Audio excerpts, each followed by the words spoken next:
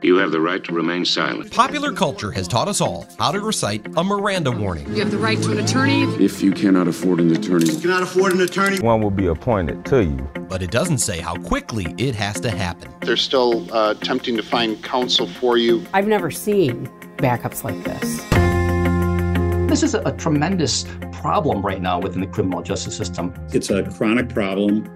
It is extremely widespread. This week on Open Record, let them out instead of sitting there waiting for months and months and months and months. When somebody's charged with a crime, the clock is ticking. The long wait for legal help. Because of the delay, the case was lost. That's hurting more than just the accused.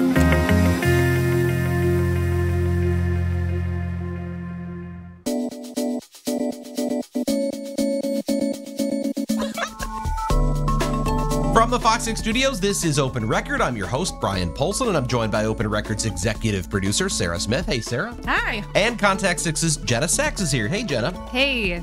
We are recording this episode on Tuesday, January 9th, for release on Thursday, January 11th. And actually something new for the first time, this is not only going to be available, as it always is, on video on Fox Local and on YouTube and that sort of thing. We're also going to be broadcasting this on Fox 6 on Sunday night, right? I believe yes, after the Blitz. Sunday night. So hopefully it's after a Packers victory and you're all excited and you're still sticking around on Fox 6 because you just can't turn away from the excitement. If it was a loss, hey, what a season, right? Yeah. I don't know what to prepare for cover here. it, yeah. I feel like there are a lot of possibilities. But it's not exactly new. We've been doing the podcast for a few years. Yeah. Yes. Last week, we didn't even talk about it last week. Last week was our 300th episode, which is crazy to me that we've done this 300 times, but it's looked so different over all of this time. You guys think about when we started, we were in another part of the building in a smaller, sort of more modest studio setup, and that was audio only. Right. And then within, I don't know, a short time after Months. that, the pandemic hit. And we were like, what are we going to do? And so we started recording independent audio streams and then talking to each other over Zoom at home. With the blankets And we had blankets pulled over our heads for better sound because you're in a house with, not made for sort of studio sound. So we've done the blanket stuff, and then we got back to where we were in person again. And then our extraordinaire chief photographer manning the video switcher, Kale Zimney, put this studio together. Yeah. And we started making it a video podcast as well. So we had extra content to provide you on Fox Local and wherever else. And so here we are, episode 301, and it's going to be on Fox, the broadcast as well, Fox 6 broadcast. So we've got a lot to talk about today. We've got a story of mine that is going to be coming out actually.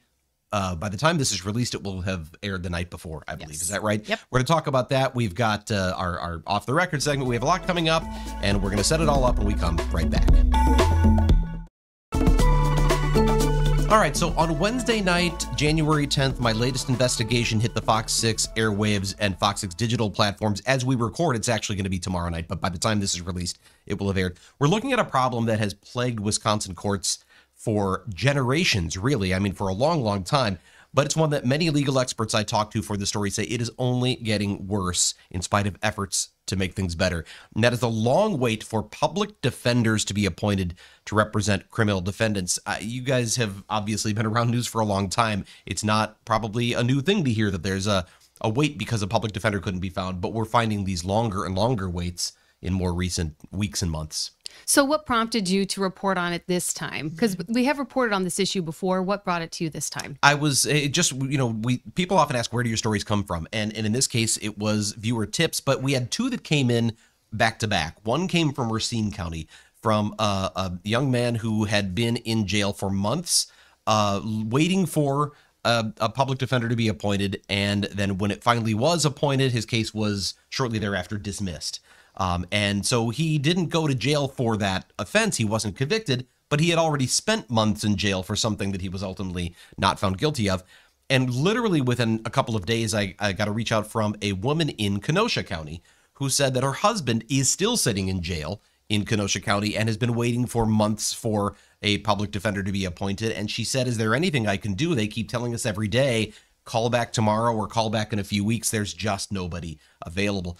And what was interesting to me was we've been reporting on Fox 6 News about a recent pay increase, which we'll talk more about later, but a pay increase for public defenders. and prosecutors in the state. And so I had the sense that maybe they're sort of resolving this problem. And yet here we are. I've got 2 people in 2 different counties independently reaching out at the same time and saying, what's going on? They're telling me they just don't have anybody. So I wanted to know, really dig deeper and say, what's going on here? So we'll talk about the one inmate who was in the Kenosha County Jail. But then you also talked with another man who was in jail for months. What was his case? So Calvin Eisen is his name. He is homeless right now. He says he's been homeless off and on. At the time that this crime or the alleged crime he was charged with occurred, he was living in Racine. He was renting some space in a house with some others, and someone, a man living in the same place, was shot in the leg. Police came, and the person who was shot wasn't being very forthcoming with what happened. He ultimately said he was out on the street and got shot in some other circumstance. And they said, this doesn't really add up. And they talked to someone else who was in the apartment building who said, well, this other guy, I know this guy, Calvin Eisen, he did it. And so they pointed the finger at him. There was no gun. There was no other evidence. It was an eyewitness who said this guy shot that guy and that it was over a debt of some kind. He was in Illinois at the time the charges were filed. So charges actually weren't filed immediately. He's living in Illinois, and a few months later says he checks CCAP, which is the online court records system here in Wisconsin. And he said he was checking it because he was trying to find out if he was paid up on a debt of some other kind, because he wanted to rent a place again. And he needed to know what the status of that was. And when he checked his name, he saw that there was a warrant for his arrest. And he's like, what do you mean there's a warrant for my arrest? And so he turned himself in Illinois, was extradited to Wisconsin, and was charged. He has his initial appearance in, I think it was May. And at the time, they set his bail at $20,000. Well, he said, I don't have $20,000. I can't afford to get out for that. So I need an attorney quickly. And he couldn't get one. And after, I think it was 9 days, they came back to court and said, okay, public defender's office, do you have someone?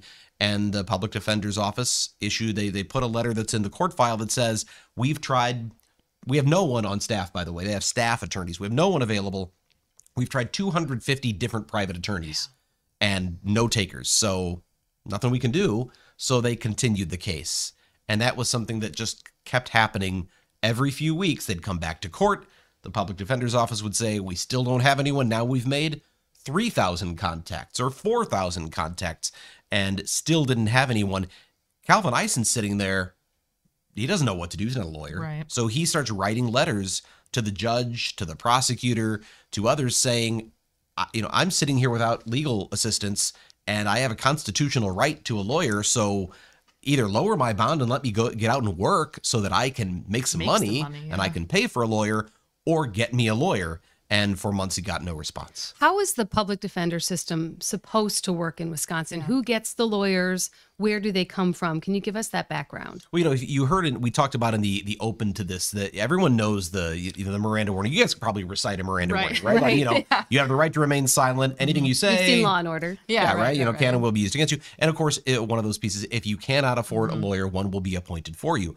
But who gets those lawyers? First of all, if you cannot afford one. So people who meet income qualifications or guidelines. And one of the things I'm hearing from some of the people who deal with this every day is that more and more people are qualifying for public defenders than have in the past, which is adding to the demand for public defender representation. So that's one piece of this. But the way it works is if you qualify, if you are eligible, and there's first an eligibility determination made, once that's made, then the public defender's office, the state public defender, it's a government agency. It's their job to find someone to assign to your case. And the question is, how long do they have to assign someone? There's a lot of legal debate that's been bandied about over the years as to, while you have a right to an attorney, at what point in the process do your constitutional rights kick in? Is it the moment you're arrested? Is it the moment you have an initial appearance in court? Right. Is it as soon as reasonably possible after your initial appearance? And in practice, what that has been is as soon as reasonably possible after that initial appearance. But what's reasonable? And that's one of the things that's still sort of being determined. So Calvin's been writing letters and, hey, I need this public, defendant and all this stuff. So what eventually happened? Because, he can only write so many letters and sit for so long. So where is his case now? Well, what happened in his case is something that I think a lot of people who are concerned about this issue are worried happens with too many people. He hit a point where he said, I can't wait any longer. I'm just sitting here in jail. I'll represent myself. Let me just represent myself. And for this story, we interviewed the Racine County District Attorney who prosecuted his case, Patricia Hansen. And she said, it's not fair for these people who have no legal background to go up against me. Right. I'm schooled in this. This is my job. I know the law. They're outmatched. So if they go up against me without a lawyer, it's just not fair. And their legal rights aren't protected. It's not the way the system's supposed to work. Once he said, I want to represent myself, whether or not this was a coincidence or whether or not this played into the ultimate decision, he finally got a public defender in August. He'd been sitting in jail for 3 months at that point. He got a public defender appointed. And by that time, the public defender's got to get up to speed now. Got to get all the discovery and materials and look into all of this. And at a certain point, the prosecution has to reach out and talk to the victim and witnesses and say, okay, we're getting ready. And the state found out they couldn't locate the victim, or they did locate the victim and the victim was out of state. And that victim, who was not cooperative with police to begin with, is saying, I don't want to come back to Wisconsin. I don't want anything to do with this.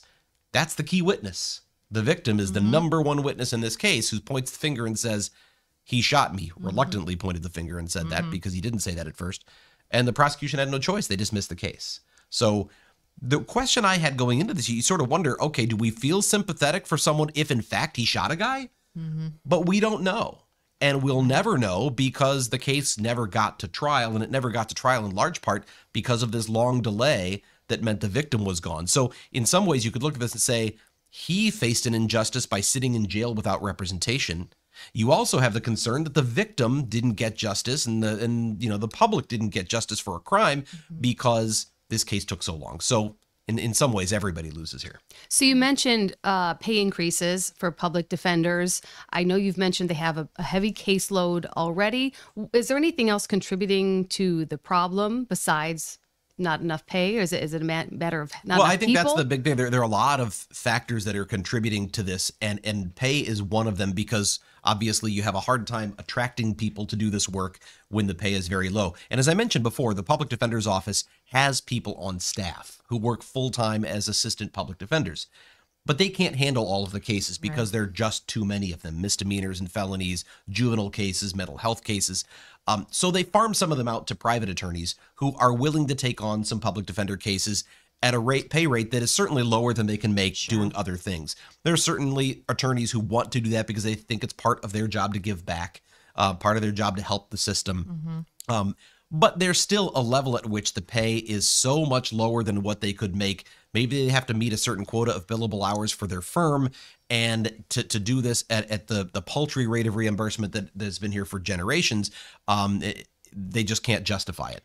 And that has changed recently, very recently. For a long time, it was a $40 an hour reimbursement rate for a private attorney to take a public defender case.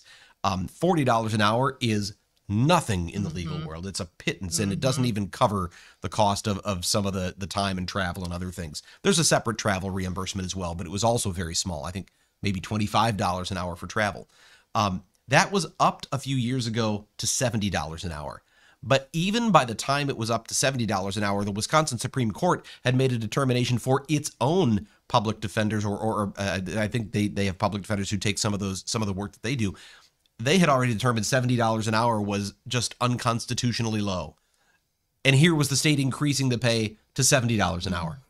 So just this past year, the state legislature and Governor Evers agreed to up it again. Obviously, the state's had a couple of good financial years. There's a surplus, and they put money into both new prosecutors, pay increases for prosecutors, and then also pay increases for public defenders, and they upped the reimbursement rate to $100 an hour.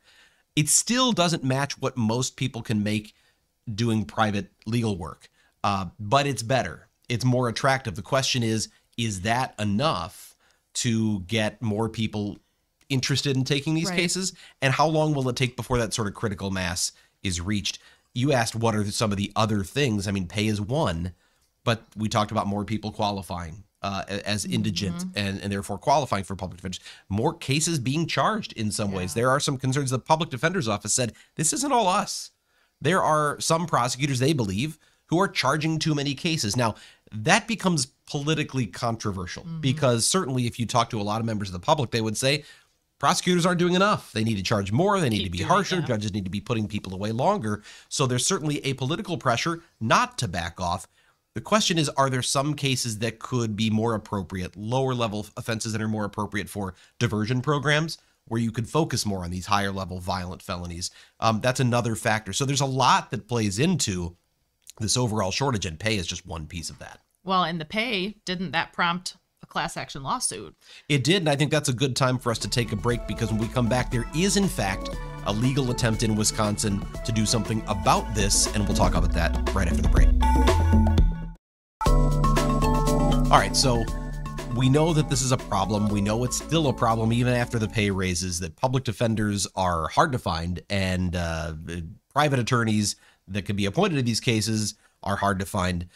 So, what are you going to do about that? Well, there is a team of lawyers that is trying to change what's happening in Wisconsin, and they filed a class action lawsuit in Brown County. That's where Green Bay is. They filed this lawsuit in 2022. So that was before these pay increases. But I've talked to the attorneys, 3 of the attorneys who filed this, and they say, even with the pay increases, this problem goes so much deeper than just the pay for public defenders. So they filed a lawsuit where they named a bunch of plaintiffs. And these are people who were sitting in Brown County Jail for 120 days or more without representation. And some of them had been sitting there for more than a year without a lawyer, which is pretty extreme, but it happens.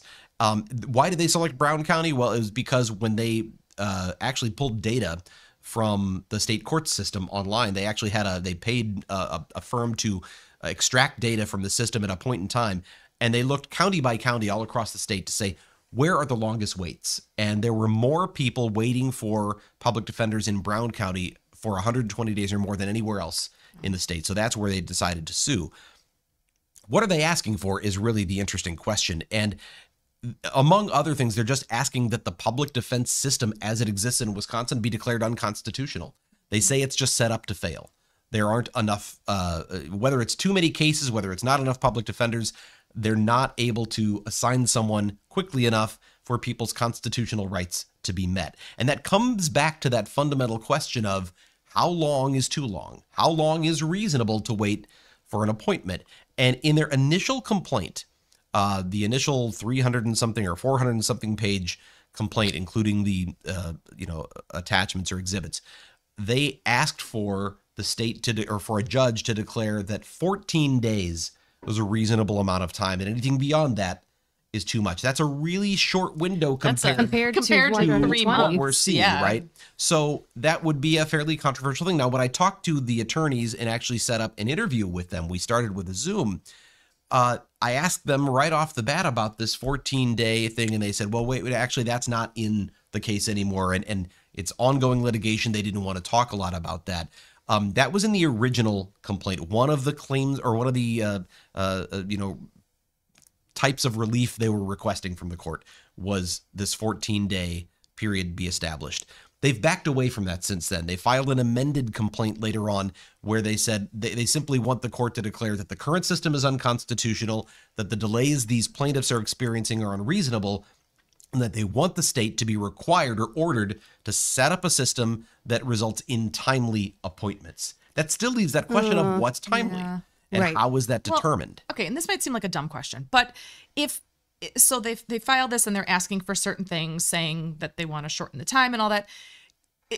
But like, how does that happen? Because if there aren't the public defenders, if there are too many cases, the math doesn't add up, and it may never add up. And so how do they propose that happens? I think that's a very good question as to how you make it work. I think there's a number of factors. One, of course, is, as we talked about, maybe prosecutors in the state come up with more diversion programs for lower level offenses. Maybe there is a huge influx of money to have more public defenders available.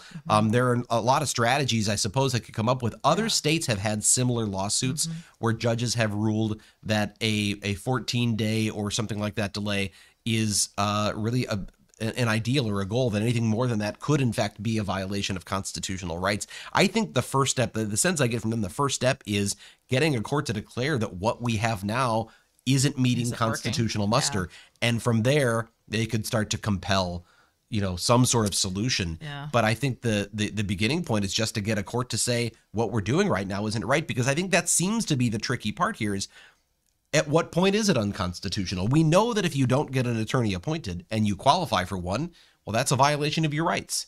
But at what point have you not had an attorney appointed? The judge in any individual case won't proceed with the case if there is a defendant who says, I want the attorney I'm eligible for. Mm-hmm. The question, and I think the great concern that the attorneys I spoke to in this case have, is there's pressure that builds when you're the defendant. Right. To just plead out, to represent yourself, because at a certain point you do the calculation. If I'm found guilty, my sentence is going to be less than I've already served sitting here waiting. So at a certain point, I just want to get on with my life. I'm better off pleading guilty. I'll just plead guilty. And it may well be that many of those people who do were guilty in the first place, but some might not be. And their real concern is, we have a system that's set up for people's rights to be represented, to be protected. And even Patricia Hansen, the DA I talked to, said their rights should be protected because it protects us and it protects victims from an appeal that gets a case overturned and therefore results in a victim being put through a case for the second time. So there are benefits to victims and to the rest of the system in having defendants have their rights properly represented. So how does this compare to what other states are doing? Do other states have the same problem as Wisconsin? Yeah, this is not a Wisconsin-specific problem. Certainly, Wisconsin is one of the states that is dealing with a fairly extreme situation right now and has been for some time. But there are other states that have had very similar things. I think they mentioned Oregon is one. I think Missouri's had this problem. There are a lot of states that have dealt with this. This is a nationwide problem. And so it's not just something that's being looked at here in Wisconsin. This class action lawsuit focuses on Wisconsin. And I should point out, they filed the case in Brown County. But when we looked at the data of where some of the long waits are, I found it really interesting that number 2 and 3 on the list were Racine and Kenosha counties. They just happened to be the two places where I got these tips back to back, were from people in Racine and Kenosha counties. Milwaukee County certainly handles more cases than anybody in the state, and they were 10th on the list, so they're still high on the list in terms of these weights.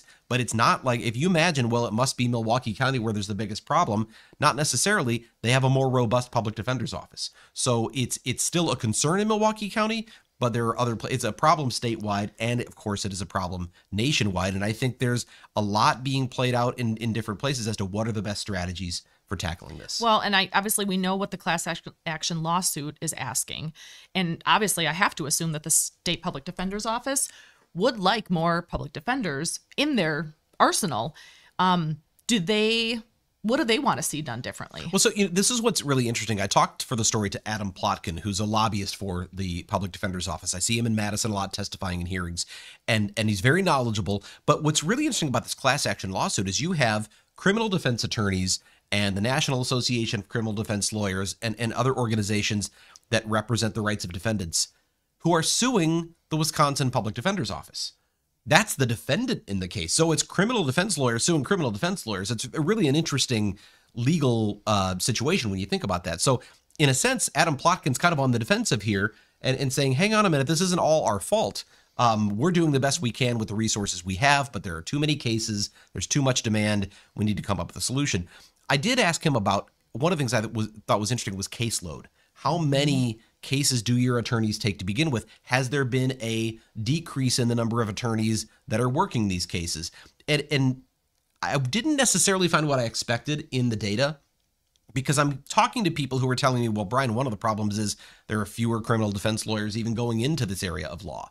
There just aren't people coming out of law school. We talked to Julius Kim, a high-profile criminal defense lawyer, who said there just aren't as many people doing this anymore because it's not as attractive.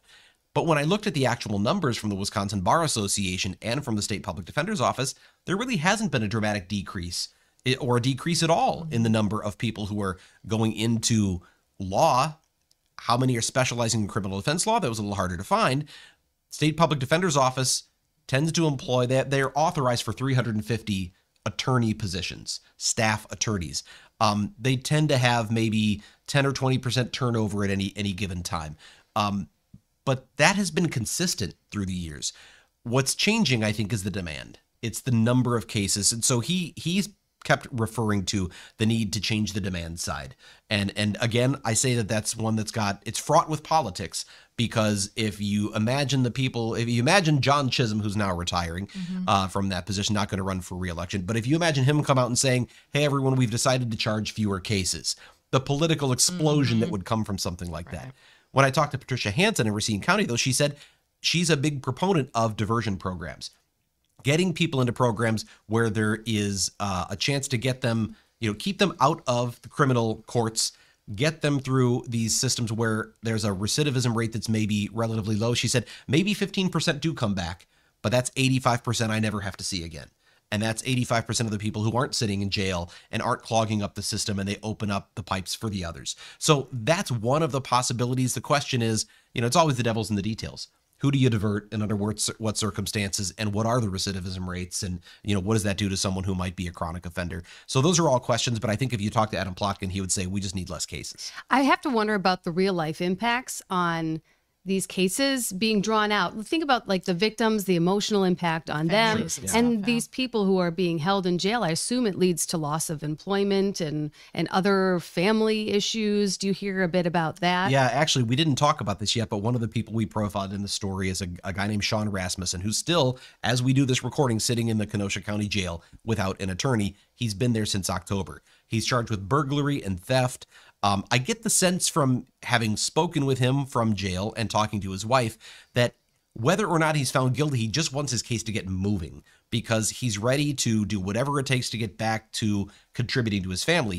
She has a 9-year-old. He does a lot of the caretaking for that 9-year-old. His wife, who we talked to, Melody Rose, said that she has severe health issues. She has a heart condition. After we interviewed her, she actually went to the hospital in heart failure. And so she doesn't leave the house. She can't drive. There's a 9-year-old who needs to get to school. Yeah. He's the one who drives. So the whole time he's been in jail, she's been relying on other family members to do the driving, the grocery shopping, to help keep the household afloat. Yeah. And she's saying, whether he's going to be sentenced or not, let's get this going. I want to get him back home. You also then have victims who are waiting for this to be resolved. And in this particular case, okay, it's a theft case. Maybe it's not such an emotional situation, but if you imagine a victim of a shooting or a homicide or something that's much more serious, and they're waiting for a public defender, every time they take off work, they get childcare, they come to court, they sit there, and the judge says, we have to continue this another month because there's no attorney. And then they do the whole same thing a month later, and they come back to court and they say, we have to continue this another month. That's a hardship for everyone involved, and certainly a hardship for the victims as well as, like you said, the defendants who can't work. So they're already in a financial strait because they can't afford their attorney. They're sitting in jail. They can't work and pay the bills. So that snowballs. If you can get someone legal representation early, even if they're guilty and it leads to a guilty plea or a trial and the jury finds them guilty, you get that process moving more quickly. You unclog the courts. But right now there's such a backlog. It's a problem for everyone. Well, and so backlog, caseload, workload, that's one of the issues, obviously. And there's been a study done about it. And so what does that tell us? Well, for years, many, many years, there was a standard for how many cases a public defender should be able to handle. There's been some more recent research that says that's way off the mark. And we're going to talk about that when we come back. So if you go all the way back to the 1970s, 1973, I think it is, and I've got a bunch of paperwork that I filled out here, but there was a National Advisory Commission on Criminal Justice Standards that made an estimate for how many cases public defenders should be able to handle at any one time. And the standards they set were, if it's felony cases, it's 150 cases per year. If it's misdemeanor cases, 400 cases per year. Mental health cases, 200 a year. Juvenile cases, 200 a year. Or appeals, 25 cases a year. Those are very generic numbers. They're just sort of big, whole numbers. And the problem with those numbers is 150 felony cases, it doesn't say if that's a homicide. It doesn't distinguish if that's a lower level felony. Misdemeanors can vary sort of all over the map. And since 1973, each case has gotten much more time intensive. You think about all of the body camera video and ring cameras and surveillance videos that you have to go through just second by second. There's so much more digital media and material available to evaluate. So it's great that there's more evidence. The unfortunate thing is there's more time. So each of these cases takes more time. So more recently, there's something called the National Public Defense Workload Study that looked at these workload questions, and they determined that there should be different standards depending on the type of case. And I just will point out that they have actually determined that in an adult criminal case, the time needed for one case, for an attorney on one case, ranged anywhere from 13 and a half hours to 286 hours. So you imagine if you've got a bunch of 286-hour cases, you're going to fill up really fast, and you're not going to be able to take on more. If you've got all 13 and a half hour cases, you can do quite a bit more. So whether it's a high severity felony, whether it's a middle or low severity case, whether we're talking about an OWI versus an armed robbery, can make a big difference. But that becomes more complicated to measure. And when I talked to Adam Plotkin of the Public Defender's Office, I said, what do you guys think of this new National Public Defense Workload Study? It says essentially your workload should be lower, but he said there's a lot that needs to be fleshed out, and they're actually still looking into sort of assigning researchers to look at how does this apply to the state of Wisconsin? How does this work here? The Public Defender's Office only has 300 or 350 staff attorneys, but they do have another 300 employees statewide, some of them who can do legal research and some of the case management behind the scenes, so that does help.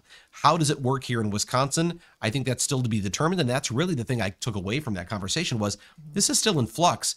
What we know is somebody like Calvin Eisen sat in jail. Or actually, I really think of Sean Rasmussen. We were interviewing Melody Rose when he called her from jail to have a daily conversation. And so he agreed to talk to us. And he said, every day I call, they say, sorry, nobody available. Try back tomorrow. Or in some cases, try back next week or try back in a few weeks.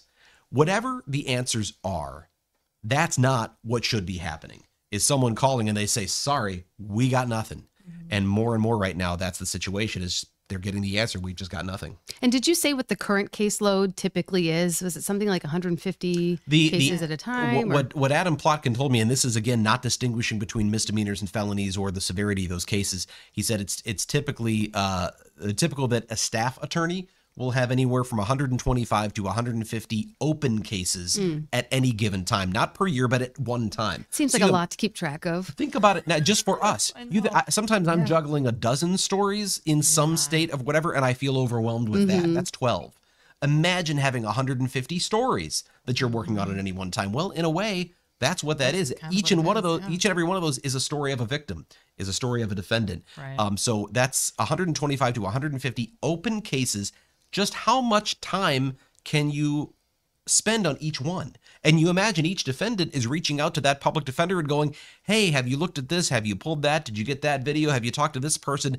And their response is, or their experience is, my public defender's not responding to me. Sure. Well, they've got 125 other cases to work on. So obviously that's it's a concern. It's an issue.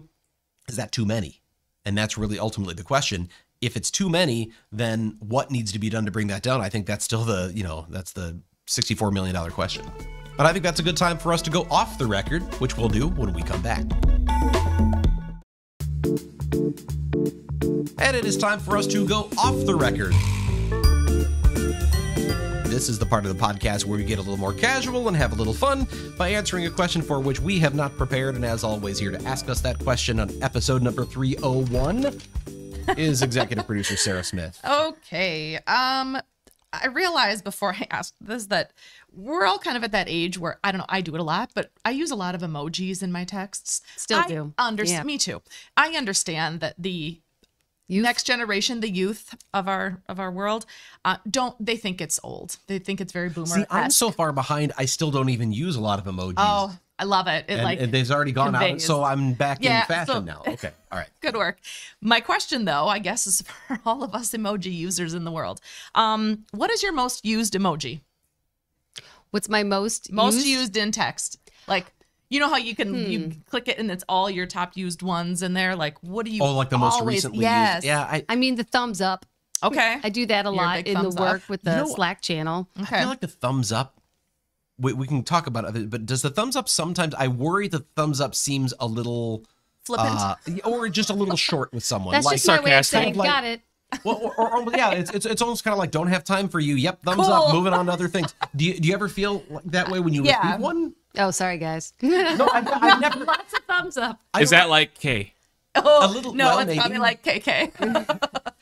I don't know that I read it that way when people send it to me, but I always worry if I just thumbs up someone that they think, oh, didn't have time to actually type out a word. Well, No, like acknowledging I saw it. Yes. Right. Like yeah. my husband says, could you pick up this prescription? Thumbs up. Yeah. Got it. You don't need to But have I a also long feel drawn out really conversation.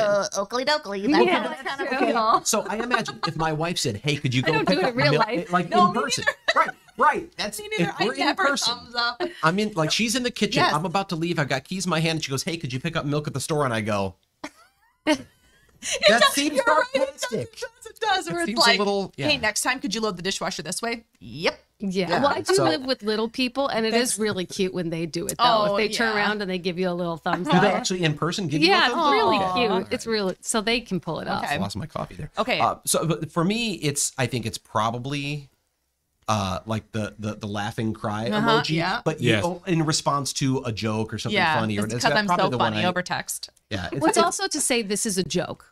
Like in case it Oh, doesn't right, come right, across, like if it's You're something so a little ugly. sassy, right? Don't take Soften- this soften seriously. the- Well, I use that also because I used it sort of in the evolution of things in place of LOL. Which sort of is I don't do long LOLs. gone. Yeah, I won't. So now it's just a laughing with the cry. That's true, which I emoji. guess is like the boomer version of LOL. If I It's look at fine. my phone right now, it's the crying with Yeah. laughter, the heart, the The poop, heart. Yep. Poop. and then the I was fire. just going to ask who's using who's really using the poop. I've never used the Of poop. course you emoji. haven't. I'm looking right now. How do I? So I click it, and then the most recent ones will be there at the Yeah. top. I guess actually, I've got smiley faces. smiles. Smileys. Oh no, these are the frequently used. Oh. See, there it is, the crying one. Oh, And then there's the look at you. moon because I say goodnight to my daughter who's in college. Cute. The kissy face. There's a little kiss one. There's heart. Throw up one. I do like the one with all the hearts around The it. throw up one is, you can't see it from way over there, but yeah, I Yeah. do use that a lot because someone will write something that's, like, oh, can you believe this? And then I do the vomit Yeah. emoji. I'm very much the face melty one. Where they're like smiling, but the face Oh, yeah. is melting. Ugh, that's my favorite. What does that one Like, mean? is that I see Because that I'm like, sometimes. I bought hot lunch for my kids this month 7 times, and then every time they come home after hot lunch, they're like, I hated it. There's another one. So I'll text my girlfriends and be like, well, there's another hot lunch off the list, and so like you started out happy, and now it's like, That one kind of reminds me of like the everything's fine Yeah, meme yeah, where he's where it's sitting just in the fire. flames.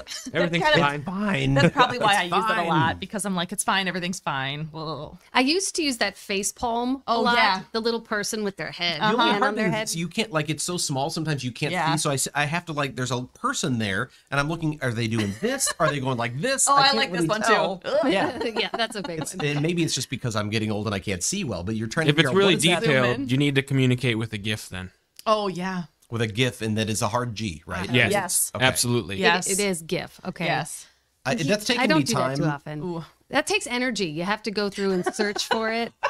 You know what's If frustrating? you get with good at it though, Right. What's frustrating with GIFs is when you're looking for one that says just the right thing and you don't find one, and then you go, no, I should just make one. And I don't know if you've tried to make one. My Have you husband ever does it a created? lot. Okay, so then I've got to go to like a GIF generator. Yes. And then I try, and then I find out that I've just spent an hour trying to figure out how to make this work because I don't get it. And does it email to me somewhere? How does this end up in the searches? But isn't I don't it know how it perfect is. at the end? I've made maybe 2 that actually worked. All right. Well. So it's it always not, ends up just being a still picture. or then you Yeah, like it's and not I moving, know yeah. tech savvy, I'm sure, but when you send one and then you see that you've posted it somewhere and it shows a still that they have to click and go somewhere, it's not really working the way It it's supposed to doesn't work. hit the way it should, right? I'm sure somebody listening to this or watching this is like, well, he doesn't understand. What a He's supposed dum-dum. to- Yeah, but you know what? I could change the time on my VCR back in the day.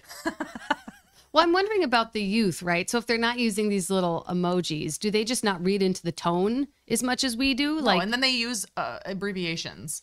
Oh, okay. Like, Or is it all Like like I letters, feel like but it's much also- more visual. Like it is much more of a photos and GIFs and things like that, right? Yeah. That's how the communication Yeah. goes. I don't know. Or then they like shorten up words. My daughter says perf. Short perfect. Yeah. Perfect. Okay. I'm like, Does is that the rest of that word was too much? does she say what is it, Riz? No, she does not use Riz. She uses drip, but that's not an abbreviation. Wait, what is drip? Whoa. Wait, I'm not what even is sure drip? what that one is. I don't know. your I think it's either your jewelry or your outfit.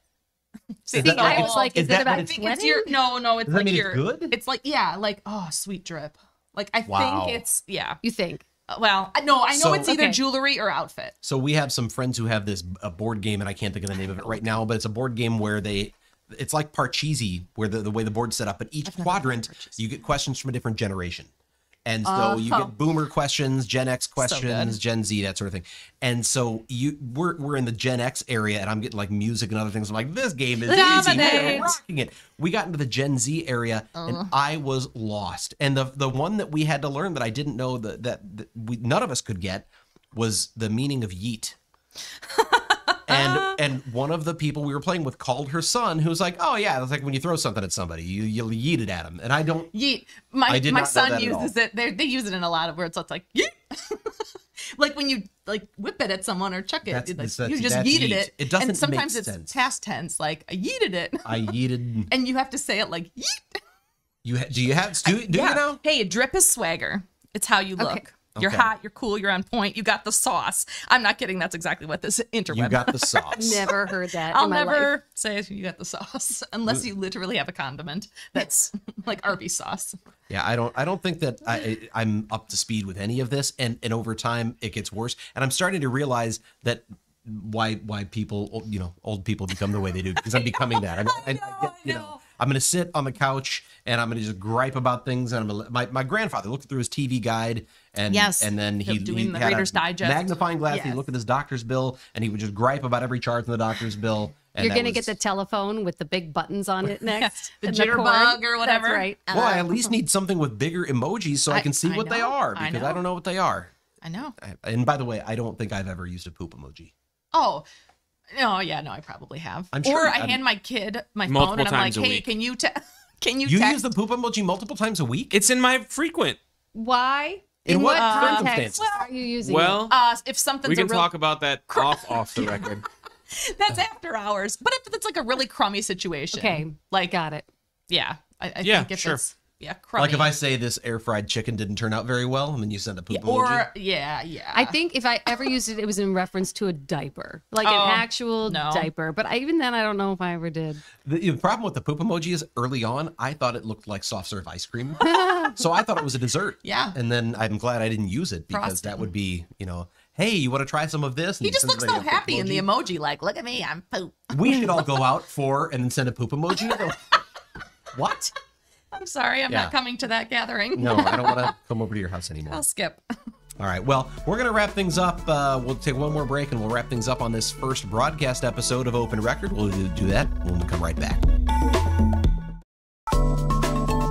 All right, we're back to wrap things up. I have to point out, by the way, we have more on the table than we have ever sure had. do. It's like So our first much. one that's going to be on the actual Fox 6, and we have stuff everywhere. We're recording 2 podcasts this week because of just where people are going to be. So we're going to be recording one after this that will air in a couple of weeks or be released the following Thursday in audio version.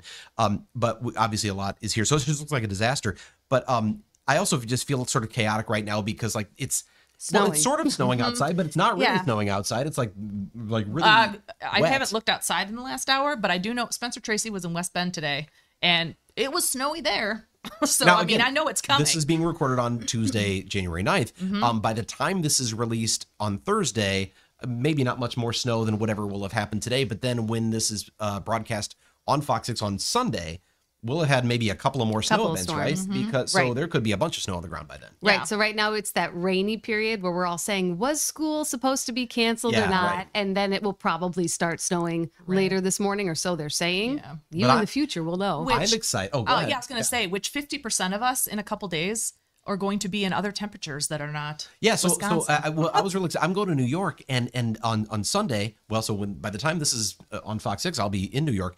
And I was worried about the fact that it's going to be like 0 degrees here. It's going to be really, really cold. But then I looked at the map, and it's like the whole Midwest is super, super cold, and this little strip along the eastern seaboard about 38 degrees. So That's nice for you. Well, sorry, suckers. nicer for Kale though. Where are you? Yeah. Yeah, Montego Bay, Jamaica. Yeah. For Sunday, it says 85 and stuff. It's okay. It's all right. I'm going to send you a all poop right. emoji. First I'm one going ever. to schedule it. That is, man. Well, So anyway, great. We thank you for watching our first one here on Fox 6, or if you're listening, as always, episode 301, thanks for being a fan of Open Record. If you have a topic you would like us to discuss or an issue you think we should investigate for Fox 6 News, send us an email to fox6investigators@fox.com. As always, thank you to the people who make this podcast possible. Jenna, Sarah, thank you for being here. You're welcome. And of course, our editor, Dave Machuda, and our chief photographer manning the video switcher, who's getting a poop emoji from me, Hail Zimney. With that, I'm Bryan Polcyn, and we'll be back next week.